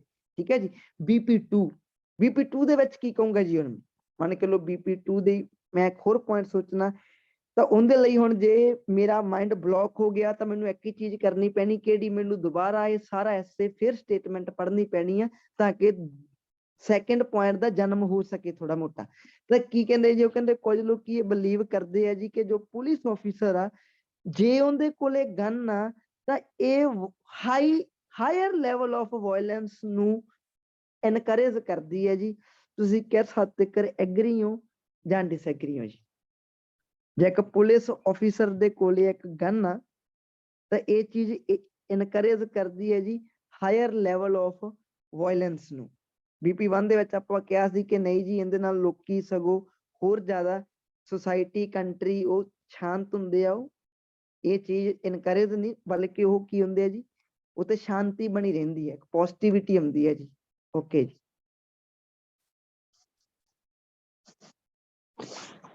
ਵਾਇਲੈਂਸ, ਠੀਕ ਹੈ ਜੀ। ਦੇਖੋ ਵਾਇਲੈਂਸ ਦਾ ਮਤਲਬ ਕੀ ਹੁੰਦਾ ਜੀ? ਬਿਲਕੁਲ ਸੈਕਿੰਡ ਪੁਆਇੰਟ ਸੋਚ ਰਹੇ ਆਪਾਂ ਵਾਇਲੈਂਸ ਦਾ ਮਤਲਬ ਕੀ ਹੁੰਦਾ। ਦੇਖੋ ਵਾਇਲੈਂਸ ਦਾ ਮਤਲਬ ਤਾਂ ਇਹ ਹੁੰਦਾ ਵਾ ਕਿ ਖੁਦ ਵਾਇਲੈਂਟ ਹੋ ਜਾਣਾ। ਇਹ ਇੱਕ ਨਾउन ਸੀਗਾ, ਨਾउन ਤੋਂ ਮੈਂ ਐਡਜੈਕਟਿਵ ਬਣਾ ਲਿਆ। ਵਾਇਲੈਂਸ ਕੀ ਹੁੰਦਾ? ਵਾਇਲੈਂਟ ਹੋ ਜਾਣਾ। ਵਾਇਲੈਂਟ ਕਿਹਨੂੰ ਕਹਿੰਦੇ ਹੁੰਦੇ ਆ? ਜਿਹੜਾ ਬੰਦਾ ਆਪਾ ਖੋ ਦਵੇ, ਜਿਹੜਾ ਬੰਦਾ ਅਨਕੌਂਸ਼ੀਅਸ ਹੋ ਜਾਵੇ, ਅਨਕੌਂਸ਼ੀਅਸ। ਵਾਇਲੈਂਸ ਦਾ ਮਤਲਬ ਕੀ ਹੁੰਦਾ? ਦੰਗੇ, ਲੜਾਈ, ਕਿਸ ਨਾਲ ਪੰਗਾ ਲੈਣਾ, ਬਹਿਸਬਾਜ਼ੀ, ਆਰਗੂਮੈਂਟ, ਆ ਸਾਰੀਆਂ ਚੀਜ਼ਾਂ ਨੂੰ ਮਿਲਾ ਕੇ ਕੀ ਕਹਿੰਦੇ ਆ ਜੀ? ਵਾਇਲੈਂਸ ਕਹਿੰਦੇ ਆ। ਜਾਣੀ ਕਿ ਵਾਇਲੈਂਸ ਜਿਹੜਾ ਪਰਸਨ ਹੋ ਰਿਹਾ ਵਾ ਉਹ ਕੀ ਹੋਊਗਾ ਫਿਰ? ਉਹ ਵਾਇਲੈਂਟ ਹੋ ਗਿਆ। ਮਤਲਬ ਕਿ ਵਾਇਲੈਂਟ ਦਾ ਮਤਲਬ ਕੀ? ਆਪਾਂ ਖੋ ਦੇਣਾ ਪੂਰੀ ਚੰਗੀ ਤਰ੍ਹਾਂ ਜੀ, ਲੜਨਾ, ਆਰਗੂਮੈਂਟ ਕਰਨਾ, ਕੋਈ ਗਲਤ ਕੰਮ ਕਰਨਾ, ਜਾਂ ਖੁਦ ਗਨ ਰੱਖਣਾ, ਜਾਂ ਖੁਦ ਗਨ ਚਲਾਉਣ ਦੀ ਸੋਚਣਾ, ਏਦਾਂ ਦੀਆਂ ਚੀਜ਼ਾਂ, ਗਲਤ ਕੰਮ ਕਰਨਾ, ਇਹਨੂੰ ਆਪਾਂ ਕਹਿੰਦੇ ਵਾਇਲੈਂਸ ਕ੍ਰੀਏਟ ਹੋ ਗਈ। ਤੇ ਮੈਂ ਹੁਣ ਇਹ BP2 ਚ ਕਹਿ ਰਿਹਾ ਵੀ ਕੀ ਤੁਹਾਨੂੰ ਲੱਗਦਾ ਕਿ ਜੇ ਇੱਕ ਪੁਲਿਸ ਆਫੀਸਰ ਦੇ ਕੋਲੇ ਗਨ ਆ ਤਾਂ ਉਹਨੂੰ ਵੇਖ ਕੇ ਲੋਕੀ ਵਾਇਲੈਂਟ ਹੋਣਗੇ? ਮੈਨੂੰ ਤਾਂ ਲੱਗਦਾ ਕਿ ਉਹਦੀਆਂ ਕੋਲੇ ਗਨ ਦੇਖ ਕੇ ਲੋਕੀ ਵਾਇਲੈਂਟ ਨਹੀਂ ਬਲਕਿ ਡਰਨਗੇ, ਫੀਅਰ ਆਊਗਾ ਮਾਈਂਡ ਦੇ ਵਿੱਚ। ਇੱਕ ਪੁਲਿਸ ਆਫੀਸਰ ਆ, ਕੱਲ ਨੂੰ ਐਕਸਪੈਰੀਮੈਂਟ ਕਰਕੇ ਦੇਖਿਓ। ਮੈਂ ਤੁਹਾਨੂੰ ਕਿਹਾ ਸੀ ਪੁਆਇੰਟ ਦਾ ਕੋਈ ਬੈਂਡ ਨਹੀਂ ਹੁੰਦਾ, ਪੁਆਇੰਟ ਨੂੰ ਸਾਬਿਤ ਕਰਨ ਦਾ ਬੈਂਡ ਹੁੰਦਾ ਵਾ। ਤੁਸੀਂ ਕੱਲ ਆਪਣੇ ਘਰੋਂ ਨਿਕਲ ਕੇ ਜਦੋਂ ਤੁਰੇ ਜਾਂਦੇ ਹੋਵੋਗੇ, ਤੁਹਾਡੇ ਕੋਲ ਦੀ ਕੋਈ ਪੁਲਿਸ ਆਫੀਸਰ ਲੰਘ ਰਿਹਾ ਜਿਹਦੇ ਕੋਲ ਇੱਕ ਗਨ ਹੋਊਗੀ ਜੀ, ਸ਼ੋਲਡਰ ਉੱਪਰ ਟੰਗੀ ਹੋਊਗੀ, ਤਾਂ ਤੁਸੀਂ ਮੈਨੂੰ ਦੱਸਿਓ ਕਿ ਉਹਨੂੰ ਦੇਖ ਕੇ ਤੁਸੀਂ ਵਾਇਲੈਂਟ ਹੋਵੋਗੇ? ਉੱਥੇ ਤੁਸੀਂ ਕੋਈ ਆਰਗੂਮੈਂਟ, ਲੜਾਈ, ਗੁੱਸਾ, ਝਗੜਾ, ਏਦਾਂ ਦੀਆਂ ਚੀਜ਼ਾਂ ਕਰਨ ਬਾਰੇ ਸੋਚੋਗੇ, ਜਾਂ ਤੁਸੀਂ ਡਰ ਕੇ ਚੁੱਪ ਕਰਕੇ ਕੋਲ ਦੀ ਲੰਘ ਜਾਓਗੇ ਕਿ ਨਹੀਂ ਇੱਥੇ ਕੋਈ ਪੰਗਾ ਨਾ ਪੈ ਜੇ, ਨਹੀਂ ਮੈਨੂੰ ਇਹਨਾਂ ਨੇ ਚੱਕ ਕੇ ਜੇਲ੍ਹ ਚ ਮਾਰਨਾ? ਤਾਂ ਜਦੋਂ ਇੱਕ ਪੁਲਿਸ ਆਫੀਸਰ ਦੇ ਕੋਲੇ ਗਨ ਦੇਖੀ ਜਾਂਦੀ ਆ ਤਾਂ ਉਹ ਫੀਅਰ ਕ੍ਰੀਏਟ ਕਰਦੀ ਹੈ ਜੀ। ਉਹ ਆਪਾਂ ਨੂੰ ਇਹ ਯਾਦ ਕਰਵਾਉਂਦੀ ਆ ਵੀ we have to live in the boundaries, not out of the boundaries। ਆਪਾਂ ਨੂੰ ਬਾਉਂਡਰੀਜ਼ ਦੇ ਵਿੱਚ ਰਹਿਣਾ ਚਾਹੀਦਾ, ਨਾ ਕਿ ਬਾਉਂਡਰੀਜ਼ ਤੋਂ ਬਾਹਰ ਜਾਣਾ ਚਾਹੀਦਾ। Gun is the symbol. Gun ਇੱਕ ਸਿੰਬਲ ਹੋਊਗੀ ਇੱਕ ਪੁਲਿਸ ਆਫੀਸਰ ਦੇ ਕੋਲੇ। ਕਾਹਦਾ ਸਿੰਬਲ? ਕਿ ਸਾਨੂੰ ਬਾਉਂਡਰੀ ਦੇ ਵਿੱਚ ਰਹਿਣਾ ਚਾਹੀਦਾ। ਤੇ ਜਿਹੜੀ ਯਾਨੀ ਕਿ ਵਾਇਲੈਂਸ ਵਰਡ ਆ, ਇਹ ਕੀ ਆ? ਇਨ ਦਾ ਬਾਉਂਡਰੀ ਜਾਂ out of the boundary? Violent ਬੰਦਾ ਕਦੋਂ ਹੁੰਦਾ ਵਾ? ਜਦੋਂ ਆਪਣੀ ਬਾਉਂਡਰੀ ਦੇ ਵਿੱਚੋਂ ਬਾਹਰ ਨਿਕਲ ਜਾਂਦਾ ਵਾ। ਤੇ ਗਨ ਨੇ ਤਾਂ ਇੱਕ ਬੰਦੇ ਨੂੰ ਬਾਉਂਡਰੀ ਚੋਂ ਬਾਹਰ ਨਿਕਲਣੇ ਨਹੀਂ ਦੇਣਾ। ਇੱਕ ਕਾਮਨ ਪਰਸਨ ਇੱਕ ਵੈਸੇ ਸੋਚ ਲਈਏ, ਜਰਨਲ ਨੌਲੇਜ ਵੈਸੇ ਹੀ, ਤਾਂ ਇੱਕ ਗਨ ਆਪਾਂ ਨੂੰ ਬਾਉਂਡਰੀ ਚੋਂ ਬਾਹਰ ਜਾਣ ਬਾਰੇ ਸੋਚੂਗੀ ਜਾਂ ਬਾਉਂਡਰੀ ਦੇ ਹੋਰ ਅੰਦਰ ਰਹਿਣ ਬਾਰੇ ਸੋਚੂਗੀ? ਬਾਉਂਡਰੀ ਦੇ ਹੋਰ ਅੰਦਰ ਰਹਿਣ ਬਾਰੇ ਸੋਚੂਗੀ। ਇਹਦਾ ਮਤਲਬ ਜੀ when a common person sees a police officer with a gun, he will think, ਕੀ ਸੋਚੂਗਾ ਜੀ? to live in the boundary, not out of the boundary। ਉਹ ਬਾਉਂਡਰੀ ਦੇ ਵਿੱਚ ਰਹਿਣ ਦਾ ਸੋਚੂਗਾ। ਤੇ ਤੁਸੀਂ ਕਹੋ ਜੀ ਵਾਇਲੈਂਸ ਦਾ ਜਨਮ ਤਾਂ ਹੁੰਦਾ ਹੀ ਉਦੋਂ ਜਦੋਂ ਬੰਦਾ ਬਾਉਂਡਰੀ ਚੋਂ ਬਾਹਰ ਜਾਂਦਾ ਵਾ। ਇਹ ਤੋਂ ਕੀ ਸਾਬਿਤ ਹੋ ਗਿਆ? ਇਟ ਪ੍ਰੂਵਸ ਦੈਟ ਕਿ ਮੈਂ ਤਾਂ ਡਿਸਐਗਰੀ ਹੋਇਆ ਕਿ ਇੱਕ ਪੁਲਿਸ ਆਫੀਸਰ ਨੂੰ ਇੱਕ ਗਨ ਨਾਲ ਦੇਖ ਕੇ ਇੱਕ ਫੀਅਰ ਪੈਦਾ ਹੁੰਦਾ ਵਾ। ਤੇ ਉਹ ਫੀਅਰ ਕਿਹੜਾ ਹੁੰਦਾ? ਆਪਾਂ ਨੂੰ ਕੋਈ ਵੀ ਰੋਂਗ ਐਕਟੀਵਿਟੀ ਕਰਾਉਣ ਦੇ ਲਈ ਇਨਕਰੇਜ ਨਹੀਂ ਕਰ ਸਕਦਾ, ਬਲਕਿ ਇੱਕ ਗੁੱਡ ਮੈਂਬਰ ਆਫ ਸੋਸਾਇਟੀ ਬਣਨ ਲਈ ਇਨਕਰੇਜ ਕਰੂਗਾ। So what it proves? It proves that we can't be violent. We can be a wise person who follow the rule and regulations in the society। ਲੱਗ ਗਿਆ ਪਤਾ ਜੀ? ਤਾਂ BP2 ਫਿਰ ਏਦਾਂ ਡਿਵੈਲਪ ਹੋਣਾ ਸੀਗਾ ਸਾਰਾ। ਪਹਿਲਾ ਕੀ ਸੀ? ਪੁਲਿਸ ਆਫੀਸਰ ਜਿਹਦੇ ਕੋਲੇ ਗਨ ਆ ਜੀ, ਉਹਦੇ ਨਾਲ ਵਾਇਲੈਂਟ ਨਹੀਂ ਹੋ ਸਕਦੀ, ਬਲਕਿ ਉਹ ਲੋਕਾਂ ਦੀ ਸਿਕਿਉਰਿਟੀ ਲਈ ਗਨ ਚੱਕਦਾ ਵਾ। ਇਹਦੇ ਨਾਲ ਲੋਕਾਂ ਨੂੰ ਪੋਜ਼ਿਟਿਵਿਟੀ ਮਿਲੂਗੀ, ਲੋਕੀ ਸਿਕਿਉਰ ਜ਼ਿਆਦਾ ਫੀਲ ਕਰਨਗੇ, ਵਾਇਲੈਂਟ ਨਹੀਂ ਹੋਣਗੇ। ਤਾਂ ਦੂਸਰੇ ਨੰਬਰ ਤੇ ਕੀ ਹੈ ਜੀ? ਦੂਸਰੇ ਨੰਬਰ ਤੇ ਪੁਆਇੰਟ ਆ ਕਿ ਇੱਕ ਪੁਲਿਸ ਆਫੀਸਰ ਦੇ ਕੋਲੇ ਗਨ ਹੋਣਾ ਤੇ ਇੱਕ ਪਰਸਨ ਦਾ ਉਹਨੂੰ ਦੇਖਣਾ, ਉਹ ਪਰਸਨ ਦੇਖ ਕੇ ਉਹਨੂੰ ਹਮੇਸ਼ਾ ਉਹਦੇ ਮਨ ਚ ਇੱਕ ਫੀਅਰ ਆਉਂਦਾ ਵਾ, ਨਾ ਕਿ ਉਹ ਆਪਾਂ ਖੁੰਦਾ ਵਾ ਉਹਨੂੰ, ਯਾਨੀ ਕਿ ਗਨ ਨੂੰ ਦੇਖ ਕੇ। ਤੁਸੀਂ ਕੋ ਗਨ ਹੁੰਦੀ ਜਿਹੜੀ ਹੈਗੀ ਆ, ਉਹ ਆਪਾਂ ਨੂੰ ਇਹ ਅਹਿਸਾਸ ਕਰਾਉਂਦੀ ਆ ਕਿ ਆਪਾਂ ਨੂੰ ਬਾਉਂਡਰੀ ਦੇ ਵਿੱਚ ਰਹਿਣਾ ਚਾਹੀਦਾ, ਨਹੀਂ ਤਾਂ ਆਪਣੇ ਲਈ ਇਹ ਗੱਲ ਚੰਗੀ ਨਹੀਂ ਹੋ ਸਕਦੀ। ਤਾਂ ਇਹ ਡਰ ਹੀ ਉਹਨਾਂ ਦਾ ਉਹਨਾਂ ਨੂੰ ਕਦੇ ਵਾਇਲੈਂਟ ਹੋਣ ਨਹੀਂ ਦਿੰਦਾ। ਤਾਂ ਇਹ ਸੀਗਾ ਜੀ ਪੁਆਇੰਟ, ਜੇ ਆਪਾਂ ਐਗਰੀ ਸੌਰੀ ਜੇ ਆਪਾਂ ਡਿਸਐਗਰੀ ਹੁੰਨੇ ਆ, ਹੁਣ ਤੁਸੀਂ ਕਹੋਗੇ ਸਰ ਮੈਂ ਐਗਰੀ ਹੁੰਨਾ, ਤਾਂ ਇਹ 'ਚ ਵੀ ਕੋਈ ਪ੍ਰੋਬਲਮ ਨਹੀਂ ਜੀ। ਤੁਹਾਡੀ ਕ੍ਰੀਏਟੀਵਿਟੀ ਲੈਵਲ, ਤੁਹਾਡੀ ਨੌਲੇਜ, ਤੁਹਾਡੇ ਪੁਆਇੰਟ ਤੁਹਾਨੂੰ ਐਗਰੀ ਹੋਣ ਤੋਂ ਵੀ ਰੋਕ ਨਹੀਂ ਸਕਦੇ, ਠੀਕ ਹੈ ਜੀ। ਜੇ ਮੈਂ ਹੁੰਦਾ ਮੈਂ ਡਿਸਐਗਰੀ ਹੁੰਦਾ, ਕਿਉਂਕਿ ਖੜੇ ਪੈਰ ਜੋ ਮੈਨੂੰ ਪੁਆਇੰਟ ਆਏ ਆ ਐਜ਼ ਏ ਹਿਊਮਨ ਬੀਇੰਗ ਹੋਣ ਦੇ ਤੌਰ ਤੇ, ਤਾਂ ਉਹ ਮੈਨੂੰ ਡਿਸਐਗਰੀ ਵਾਲੇ ਹੁੰਦੇ ਆਏ। ਤੇ ਜੇ ਤੁਸੀਂ ਐਗਰੀ ਹੋਣਾ ਚਾਹੁੰਦੇ ਹੋ ਤਾਂ ਤੁਸੀਂ ਐਗਰੀ ਹੋ ਸਕਦੇ ਹੋ ਜੀ। ਹੁਣ ਆਪਣੀ ਗੇਮ ਘੁਮਾ ਦੇਣੀ ਹੁੰਦੀ ਹੈ ਜੀ ਤੁਸੀਂ। ਹੁਣ ਏਦਾਂ ਹੁਣ ਦੇਖੋ, ਹੁਣ ਏਦਾਂ ਥੋੜੀ ਕਿ ਜਿਹੜੀਆਂ ਚੀਜ਼ਾਂ ਆਪਾਂ ਹੁਣ ਬੋਲੀਆਂ ਭਾਵੇਂ ਉਹ ਸੱਚ ਆ, ਭਾਵੇਂ ਉਹ ਟਰੁੱਥ ਆ ਜੀ, ਪਰ ਆਪਾਂ ਹੁਣ ਉਹ ਚੀਜ਼ਾਂ ਮਾਈਂਡ 'ਚ ਨਹੀਂ ਲੈ ਕੇ ਆਵਾਂਗੇ ਨਾ। ਹੁਣ ਤੁਸੀਂ ਐਗਰੀ ਹੋਣ ਦੀਆਂ ਸੋਚ ਲਓਗੇ ਜੀ, ਬਟ ਐਗਰੀ ਹੋਣ 'ਚ ਮੈਨੂੰ ਕਿਤੇ ਕਿਤੇ ਲੱਗਦਾ ਹੁੰਦਾ ਕਿ ਸ਼ਾਇਦ ਜ਼ਿਆਦਾ ਡਿਵੈਲਪ ਨਾ ਹੋ ਪਾਉਂਦਾ ਜੀ। ਵਾਇਲੈਂਸ ਕਿਵੇਂ ਕ੍ਰੀਏਟ ਹੋਊ, ਚਲੋ ਕਰ ਦਿੰਦੇ ਸਾਬਿਤ। ਅੱਛਾ, ਇੱਕ ਪੁਲਿਸ ਆਫੀਸਰ ਆ ਜੀ ਜਿਹਦੇ ਕੋਲੇ ਇੱਕ ਗਨ ਆ ਜੀ। ਹੁਣ ਏਦਾਂ ਤਾਂ ਹੋਊਗਾ ਨਹੀਂ ਕਿ ਉਹਨੂੰ ਸਿਆਣੇ ਬਿਆਣੇ ਲੋਕ ਹੀ ਦੇਖਣਗੇ, ਉਹਨੂੰ ਯੰਗ ਲੋਕੀ ਵੀ ਤਾਂ ਦੇਖਣਗੇ ਨਾ ਜੀ, ਜਿਨ੍ਹਾਂ 'ਚ ਇੰਨੀ ਹਲੇ ਮੈਂਟੈਲਿਟੀ ਡਿਵੈਲਪ ਨਹੀਂ ਹੋਏਗੀ, ਠੀਕ ਹੈ ਜੀ। ਜਦੋਂ ਇੱਕ ਪੁਲਿਸ ਆਫੀਸਰ ਦੇ ਕੋਲੇ ਇੱਕ ਗਨ ਇੱਕ ਯੰਗ ਪਰਸਨ ਦੇਖਦਾ ਵਾ, ਤਾਂ ਉਹਨੂੰ ਉਹ ਯੂਜ਼ ਕਰਨ ਦੇ ਬਾਰੇ ਸੋਚ ਸਕਦਾ ਵਾ। ਉਹ ਕੋਈ ਗਲਤ ਕੰਮ ਕਰਕੇ ਕਿਸੇ ਨੂੰ ਸ਼ੂਟ ਕਰ ਸਕਦਾ ਲਾਈਫ ਦੇ ਵਿੱਚ, ਗਨ ਖੁਦ, ਉਹ ਗਨ ਓਨਰਸ਼ਿਪ ਦੇ ਬਾਰੇ ਸੋਚ ਸਕਦਾ। ਗਨ ਓਨਰਸ਼ਿਪ ਕੀ ਮਤਲਬ ਹੁੰਦਾ ਇਹਦਾ, ਕਿ ਆਪਣੀ ਖੁਦ ਦੀ ਗਨ ਬਾਏ ਕਰ ਲੈਣਾ। ਇੱਕ ਪੁਲਿਸ ਆਫੀਸਰ ਦੇ ਕੋਲੇ ਇੱਕ ਯੰਗ ਨੇ, ਇੱਕ ਟੀਨ ਨੇ ਗਨ ਦੇਖੀ, ਬਾਅਦ ਚ ਉਹਨੇ ਡਿਸਾਈਡ ਕੀਤਾ ਕਿ ਇਹ ਤਾਂ ਬੜੀ ਵਧੀਆ ਚੀਜ਼ ਹੈ। ਵੀ ਕੋਈ ਪੁਲਿਸ ਆਫੀਸਰ ਨੂੰ ਬੋਲ ਨਹੀਂ ਰਿਹਾ because he has a gun. ਉਹਦੀ ਮੈਂਟੈਲਿਟੀ ਦੇਖੋ ਪੁੱਠੇ ਪਾਸੇ ਜਾ ਰਹੀ ਹੈ। ਇੱਕ ਯੰਗ ਪਰਸਨ ਨੂੰ ਇਹ ਲੱਗ ਰਿਹਾ ਵਾ ਕਿ a person who has a gun he is the superior, ਵੀ ਜੇ ਕਿਸੇ ਪਰਸਨ ਦੇ ਕੋਲੇ ਗਨ ਆ ਤਾਂ ਸੁਪੀਰੀਅਰ ਹੁੰਦਾ ਵਾ। ਤਾਂ ਉਹਦੀ ਮੈਂਟੈਲਿਟੀ ਪੈਦਾ ਹੋ ਗਈ, ਇਹਦੇ ਚੱਕਰਾਂ 'ਚ ਉਹਨੇ ਗਨ ਲੈ ਲਈ ਜੀ। ਹੁਣ ਉਹਦੇ ਕੋਲੇ ਗਨ ਆ, ਤਾਂ ਜੇ ਉਹ ਲਾਈਫ ਦੇ ਵਿੱਚ ਹੁਣ ਕੋਈ ਓਦਾਂ ਦਾ ਕੋਈ ਕੰਮ ਹੋਇਆ ਤਾਂ ਉਹ ਵਾਇਲੈਂਸ ਸਿਚੁਏਸ਼ਨ ਪੈਦਾ ਕਰ ਸਕਦਾ ਜੀ। ਇਹ ਚੀਜ਼ ਦਾ ਜਨਮ ਕਿੱਥੋਂ ਹੋਇਆ ਸੀਗਾ? ਜਨਮ ਹੋਇਆ ਸੀ, ਉਹਨੇ ਗਨ ਕਿੱਥੇ ਦੇਖੀ ਸੀ? ਪੁਲਿਸ ਆਫੀਸਰ ਦੇ ਕੋਲੇ ਡੇਲੀ ਬੇਸਿਸ ਤੇ ਗਨ ਵਗੈਰਾ ਦੇਖਦਾ ਹੁੰਦਾ ਸੀ। ਤਾਂ ਇਹ ਚੀਜ਼ ਸ਼ਾਰਟ ਟਰਮ ਲਈ ਨਹੀਂ, ਤਾਂ ਕਮ ਸੇ ਕਮ ਲੌਂਗ ਟਰਮ ਜਾਂ ਅੱਗੇ ਜਾ ਕੇ ਕੁਝ ਕੁ ਸਾਲ ਰੁਕ ਕੇ ਕਿਸੇ ਬੰਦੇ ਨੂੰ ਵਾਇਲੈਂਸ ਬਣਾ ਸਕਦੀ ਹੈ ਜੀ। ਇਹ ਤੁਹਾਡਾ BP1 ਹੋ ਗਿਆ ਜੀ, ਠੀਕ ਹੈ ਜੀ। BP2 ਤੁਸੀਂ ਸੌਰੀ ਹਾਂ BP2 ਦੇ ਵਿੱਚ ਕੋਈ ਨਿਊ ਪੁਆਇੰਟ ਸੋਚ ਸਕਦੇ ਹੋ ਜੀ। ਪਹਿਲੀ ਗੱਲ ਕਿ ਜੋ ਪਹਿਲਾ ਪੁਆਇੰਟ ਸੋਚਿਆ ਉਹੀ ਔਖੇ ਜਿਹੇ ਹੋ ਕੇ ਸੋਚਿਆ ਥੋੜਾ ਜਿਹਾ, ਕਿ ਹਾਂ ਜੇ ਇੱਕ ਪੁਲਿਸ ਆਫੀਸਰ ਨੂੰ ਗਨ ਇੱਕ ਟੀਨ ਜਾਂ ਕੋਈ ਯੰਗ ਦੇਖ ਲਵੇ ਤਾਂ ਜੀ ਉਹ ਸੋਚੂਗਾ ਪੱਕਾ ਕਿ ਜੀ ਇਹ ਤਾਂ ਬੜੇ ਕੰਮ ਦੀ ਚੀਜ਼ ਆ। ਉਹਨੂੰ ਏਦਾਂ ਤਾਂ ਲੱਗ ਨਹੀਂ ਰਿਹਾ ਹੋਣਾ ਕਿ ਜੀ ਇਹ ਇੱਕ ਪੁਲਿਸ ਆਫੀਸਰ ਆ, ਇਹਨੂੰ ਕੋਈ ਤਾਂ ਨਹੀਂ ਬੋਲ ਰਿਹਾ ਸੋਸਾਇਟੀ 'ਚ। ਉਹ ਸੋਚੂਗਾ ਕਿ ਇਹਦੇ ਕੋਲੇ ਗਨ ਆ, ਇਹਨੂੰ ਕੋਈ ਤਾਂ ਨਹੀਂ ਬੋਲ ਰਿਹਾ। ਉਹਨੇ ਪੁੱਠਾ ਸੋਚ ਜਾਣਾ, ਉਹਨੇ ਕਹਿਣਾ ਕਿ ਫਿਰ ਹੁਣ ਗਨ ਮੈਂ ਵੀ ਬਾਏ ਕਰੂੰਗਾ ਜੀ। ਤੇ ਜੇ ਉਹਨੇ ਗਨ ਬਾਏ ਕਰ ਲਈ, ਉਹਦੀ ਮੈਂਟੈਲਿਟੀ ਉਦਾਂ ਦੀ ਬਣ ਗਈ, ਤਾਂ ਜੀ ਇਹ ਚੀਜ਼ ਵਾਇਲੈਂਸ ਨੂੰ ਕ੍ਰੀਏਟ ਕਰ ਸਕਦੀ ਹੈ ਜੀ, ਠੀਕ ਹੈ ਜੀ। ਤੇ ਫਿਰ ਨੰਬਰ 2 ਤੇ ਹੋਰ ਚੀਜ਼ ਇੱਕ ਹੋ ਸਕਦੀ ਹੈ ਜੀ, ਆਪਾਂ ਕਹਾਂਗੇ ਜੀ ਇਹ ਵਾਇਲੈਂਸ ਵਾਲੀ ਸਿਚੁਏਸ਼ਨ ਪੈਦਾ ਕਰ ਸਕਦੀ ਆ ਜੇ ਆਪਾਂ ਕਹਿ ਦਈਏ ਕਿ ਜੋ ਪੁਲਿਸ ਆਫੀਸਰ ਆ, ਤਾਂ ਉਹਨਾਂ ਕੋਲੇ ਜੋ ਗਨ ਹੁੰਦੀ ਆ ਉਹ ਹਿਡਨ ਨਹੀਂ ਹੁੰਦੀ, ਉਹ ਸ਼ੋ ਹੁੰਦੀ ਹੈ ਜੀ।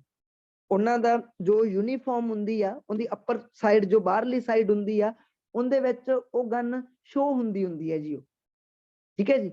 ਇਹਦੇ ਨਾਲ ਕੀ ਹੁੰਦਾ, ਤੁਸੀਂ ਕਹਦੇ ਹੋ ਇਹਦੇ ਨਾਲ ਪਬਲਿਕ ਨੂੰ ਸ਼ਾਇਦ ਏਦਾਂ ਜਾਣੀ ਕਿ ਲੱਗ ਸਕਦਾ ਵਾ ਕਿ ਜੋ ਪੁਲਿਸ ਆਫੀਸਰ ਆ ਉਹ ਸਾਨੂੰ ਗਨ ਸ਼ੋ ਕਰ ਰਹੇ ਆ।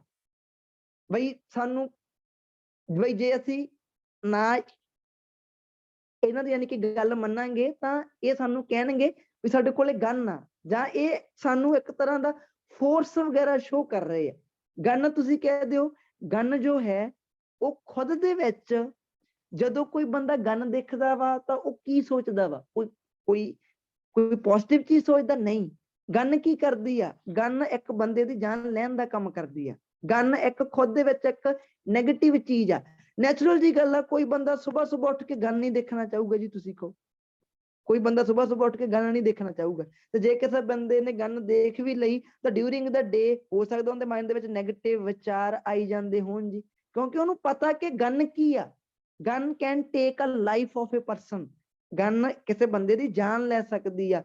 ਸੋ ਜੇ ਲੋਕ ਪੁਲਿਸ ਦੇ ਕੋਲੇ ਗਨਸ ਵਗੈਰਾ ਜਾਣੀ ਕਿ ਰਿਵਾਲਵਰ ਜਾਂ ਪਿਸਟਲ ਵਗੈਰਾ ਦੇਖ ਰਹੇ ਆ, ਕਿਤੇ ਨਾ ਕਿਤੇ ਜਾ ਕੇ ਉਹਨਾਂ ਦਾ ਮਾਈਂਡ ਨੈਗੇਟਿਵ ਹੁੰਦਾ, ਕਿਉਂਕਿ ਉਹਦੇ ਡਿਊਰਿੰਗ ਦਾ ਡੇ ਤੁਸੀਂ ਸੁਬਾਹ ਉੱਠੇ, ਸੁਬਾਹ ਉੱਠ ਕੇ ਤੁਸੀਂ ਦੇਖਿਆ ਫਲਾਵਰ, ਤੁਸੀਂ ਫਲਾਰ ਦੇਖਿਆ ਡਿਊਰਿੰਗ ਦ ਡੇ ਕੀ ਸੋਚੋਗੇ ਕਿ life is beautiful, colours, life is colourful, ਠੀਕ ਹੈ ਜੀ।